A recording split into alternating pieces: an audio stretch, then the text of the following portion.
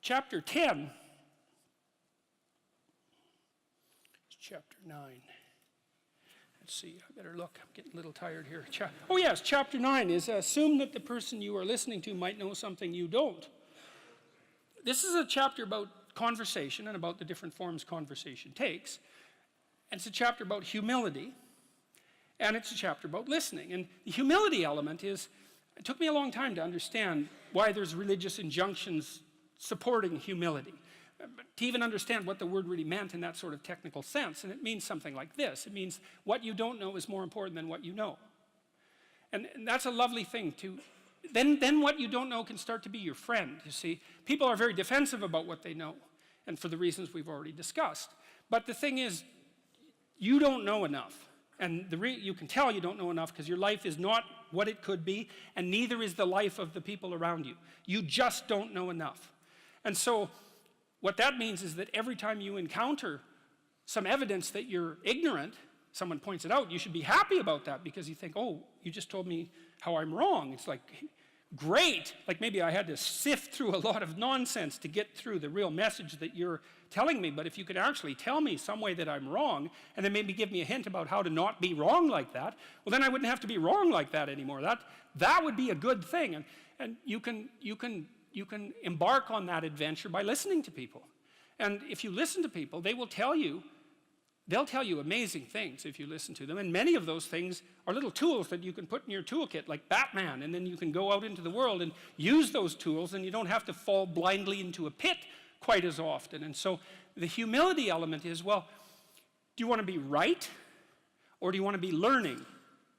And it's deeper than that. It's, do you want to be the tyrannical king who's already got everything figured out, or do you want to be the continually transforming hero, or fool for that matter, who's getting better all the time? And that's actually a choice, you know. It's a deep choice, and it's better to be the self-transforming fool who's humble enough to make friends with what he or she doesn't know, and to listen when people talk. And listening is a transformative exercise. Like if you listen to the people in your life, for example, if you actually listen to them, they'll tell you what's wrong with them and how to fix it and what they want. They can't even help it if you start listening, because people are so shocked if you actually listen to them that they tell you all sorts of things that they might not have even intended to, things they don't even know. And then you can work with that. And so, and the other thing that's so interesting, you know, now and then you have a meaningful conversation, right? You have a good conversation with somebody, you walk away and you think, geez, you know what? We really connected, and I know more than I did when I came away from that conversation. And during the conversation, you're really engrossed in it. And that feeling of being engrossed is a feeling of meaning, and the feeling of meaning is engendered because you're having a transformative conversation. So your brain produces that feeling of meaning for you. It says, oh yeah, this is exactly where you should be, right here and now. It's the right place and time for you. And that's a great place to occupy. And so a good conversation where people are listening has exactly that nature. And the reason it has that nature is because it is in fact transformative. It's one of the truisms of clinical psychology. Like if you're a clinical psychologist, a huge part of what you do is just listen to people. It's like, you know, they come in, they're unhappy, and they'd rather not be, something like that.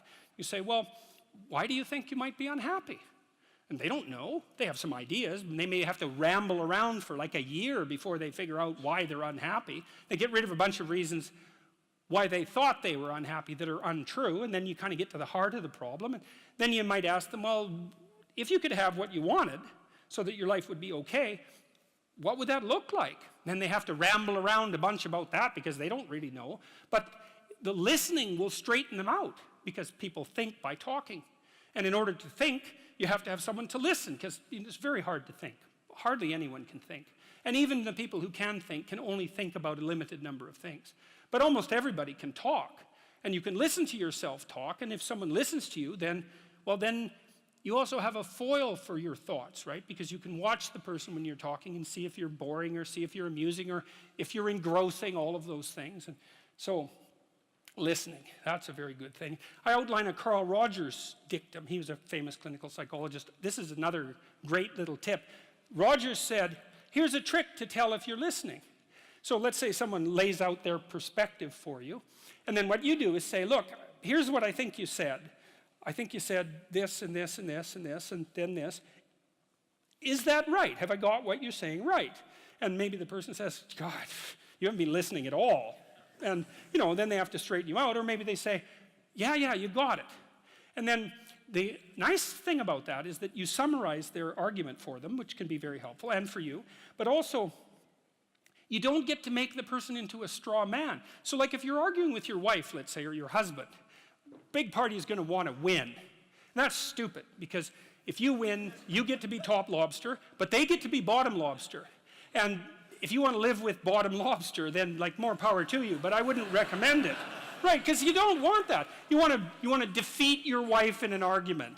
Oh, well, great. Like if she was going to disappear tomorrow, no problem. But like you're going to like live with defeated, miserable her for the next week? That's no good. So you listen and you think, okay, well, here's what I think you said, and maybe even make it a little stronger and more elaborated than was the case with the original utterance, so that you get the damn argument right. Because you don't want to win, you want to fix the problem. That's the winning. And so the summary with listening is so useful for that, because the person can say, well, yeah, that's what I meant. It's like, then you have to grapple with that. And Roger said, well, people usually won't, because if you live with someone and they tell you the truth about the situation, it usually means that there's something really stupid that you're doing. Well, them too, but there's something stupid that you're doing that you're doing that you actually have to stop.